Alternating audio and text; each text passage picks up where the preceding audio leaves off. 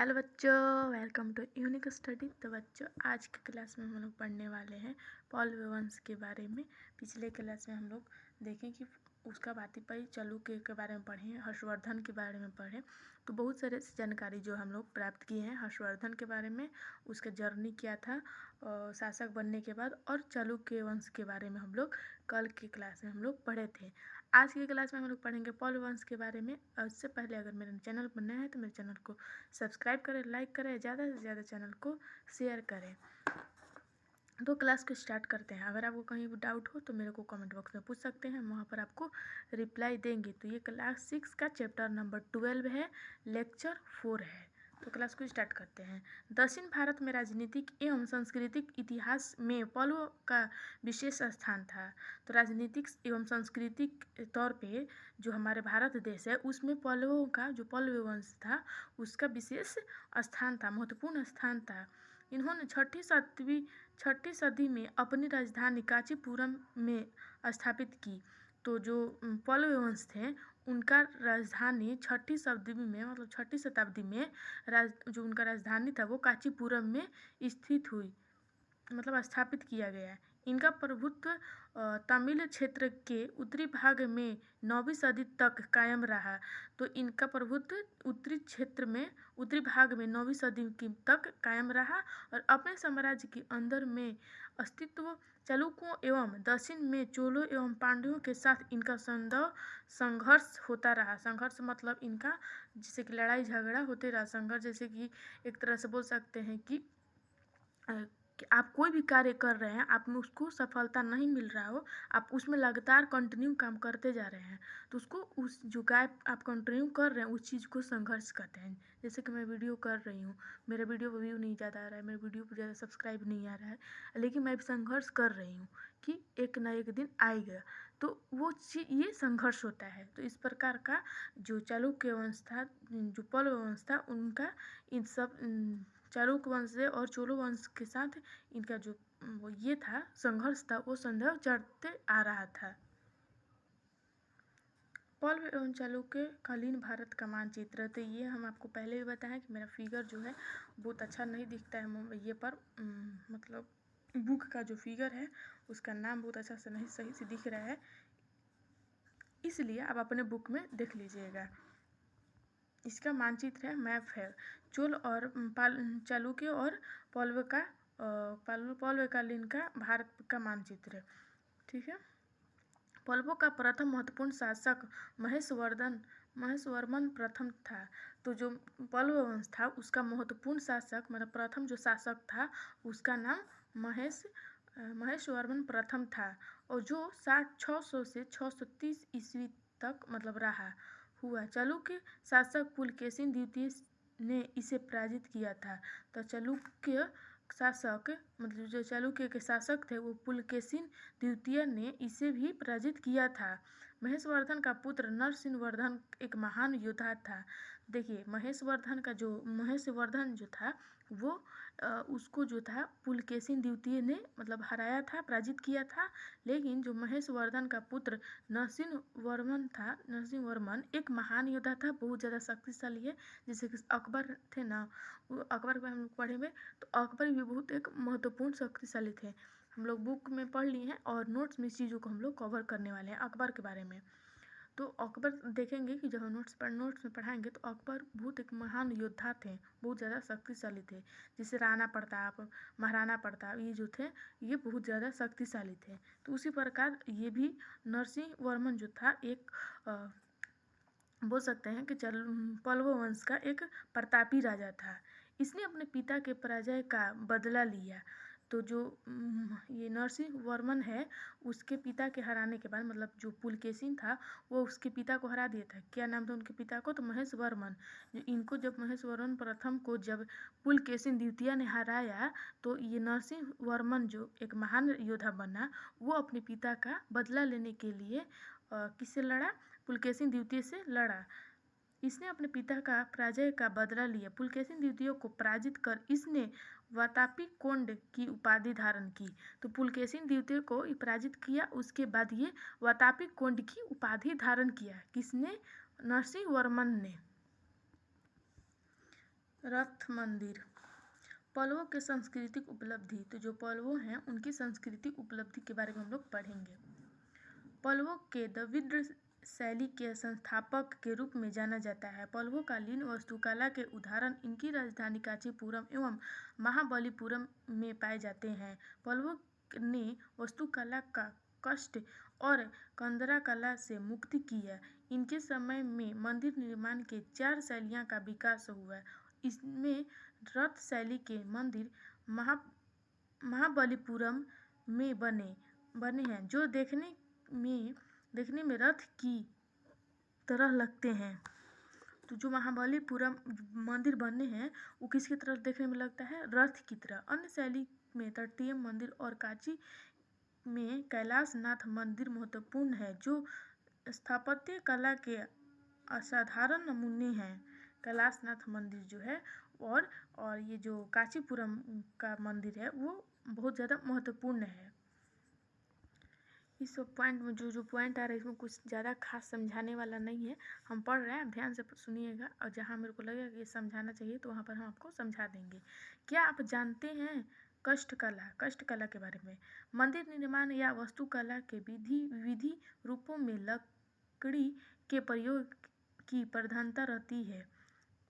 इस कला में मंदिर के दीवार, बीम एवं छत के निर्माण में लकड़ी को अलंकृत कर इस्तेमाल किया जाता है। तो कष्टकला को निर्माण करने के लिए क्या क्या चीज़ की आवश्यकता होती है, ये पॉइंट में यही बोल रहा है कि बीम को छत में और लकड़ी की अलंकृत इस्तेमाल किया जाता है इस कला को निर्माण करने में। द्रविड़ शैली क्या है? द्रविड़ शैली के मंदिर दक्षिण भारत कृष्णा नदी के दक्षिण में पाए जाते हैं। इसमें मंदिर का आधार आयताकार तथा शिखर गर्भगृह के ऊपर अनेक खंडों में बना होता है। ऊपर का प्रत्येक खंड क्रमशः अपने नीचे के खंड से छोटा होता है। शीर्ष भाग में गुंबद के आकार की कई स्फटिकाएं होती हैं। आगे चलकर मंदिर के साथ साथ स्तंभ युक्त मंडप, गलियारा तथा गोपुरम प्रवेश द्वार बनाए। पल्लव ने संस्कृत एवं तमिल भाषा को भी संरक्षण प्रदान किया। महेश्वरवर्मन स्वयं एक महान विद्वान था। पल्लव के समय वैष्णव संत भगवान विष्णु में आस्था रखने वाले वैष्णव संत एवं वैष्णव संतों विभक्त को भी सम्मान प्रदान किया गया। आगे चलकर दक्षिण भारत में चोलों ने पल्लवों का और दक्षिणापथ में चालुक्यों का स्थान राष्ट्रकूट ने ले लिया। दक्षिण भारत के राज्यों में स्थानीय स्वशासन। उस समय जो दक्षिण भारत के राज्य थे उसके स्थानीय स्वशासन के बारे में हम लोग पढ़ेंगे। उस समय के ऐतिहासिक स्रोत से हमें स्थानीय स्वशासन के बारे में महत्वपूर्ण जानकारी प्राप्त होती है। ग्रामीण स्तर पर 3 स्तर के संगठन थे: उर सभा और नगरम। उर के सदस्य सामान्यतः प्रभावशाली व्यक्ति होते थे। इसे ब्राह्मण भूस्वामियों के संगठन भी कहा जाता था। तो जो उर सभा के सदस्य होते थे वो बहुत ज़्यादा प्रभावशाली होते थे और इन्हें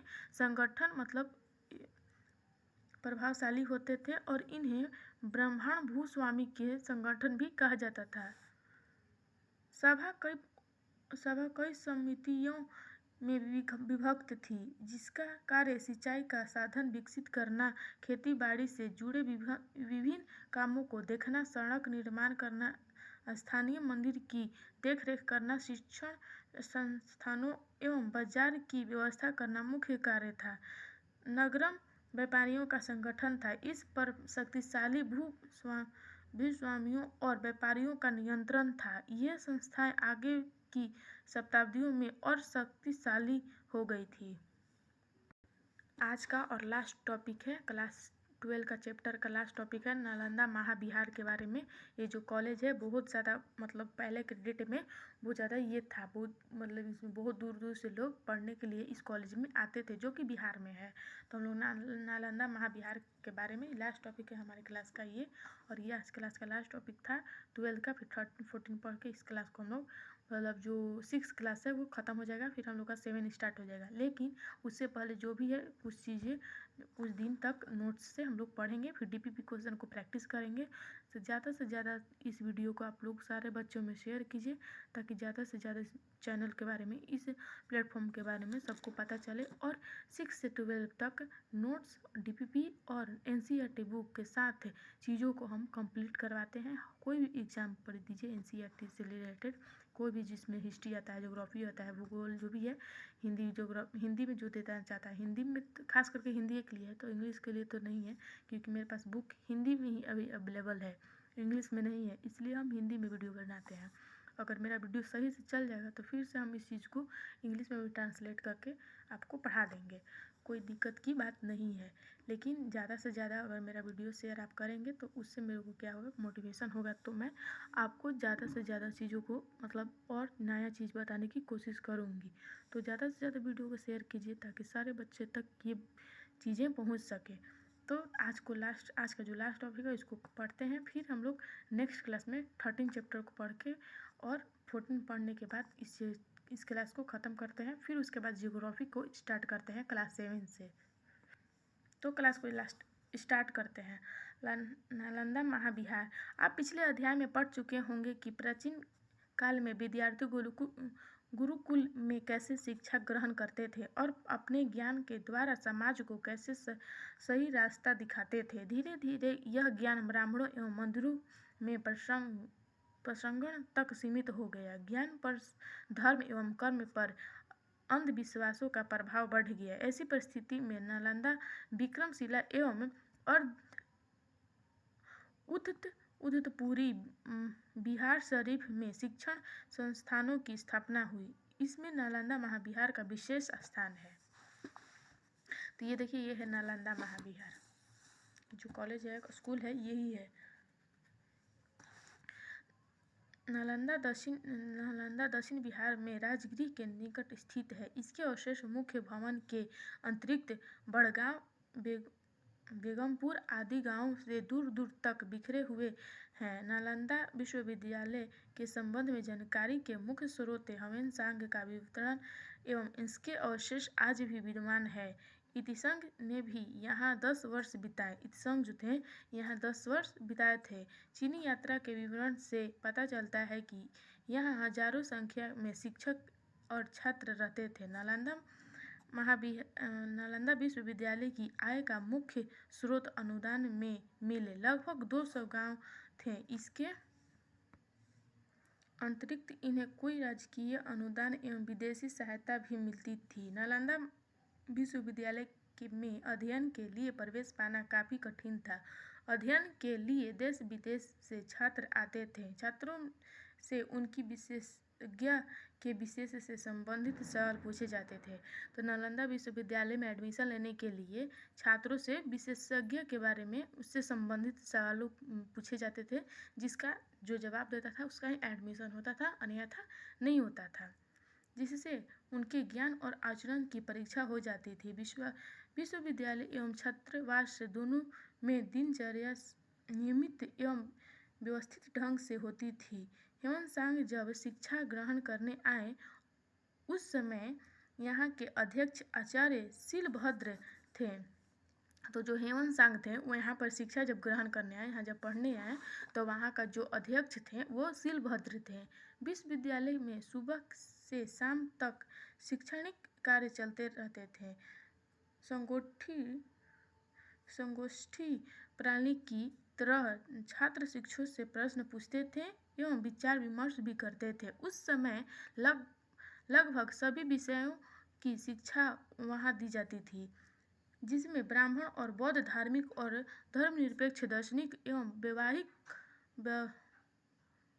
व्यवहारिक तथा विज्ञान एवं कला से संबंधित विषय महत्वपूर्ण थे। लेकिन विशेष बल विभिन्न पंथों, वेदों और अर्थवेदों विशेष रूप से, मतलब जो पंथ हो वेद रहते थे उसका अर्थवेदों और विशेष रूप से संख्या, संस्कृति, व्याकरण एवं महायान बौद्ध धर्म पर दिया जाता था। शिक्षा प्राप्त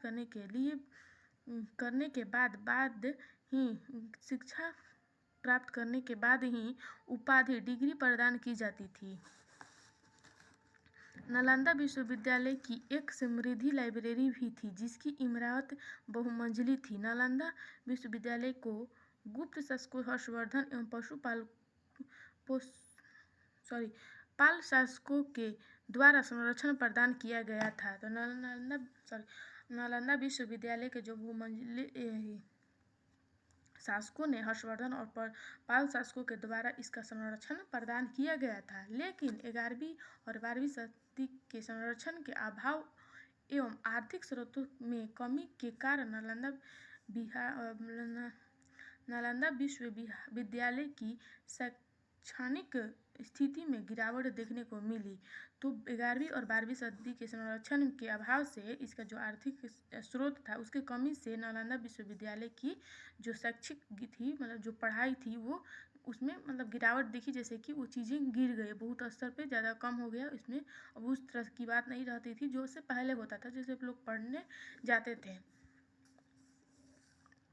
ऐसा कहा जाता है कि बंगाल विजय के क्रम में 1157 से 1203 ईस्वी में बख्तियार खिलजी ने नालंदा को नष्ट कर दिया। तो ऐसा माना जाता है, ऐसा प्योर मतलब कहीं लिखा हुआ नहीं है, लेकिन ऐसा माना जाता है कि जो बख्तियार खिलजी थे वो 1157 से 1203 के ईस्वी तक, मतलब उसी के बीच के दौर में नालंदा विश्वविद्यालय को नष्ट कर दिए थे एवं पूरी संस्था को जला दिया था।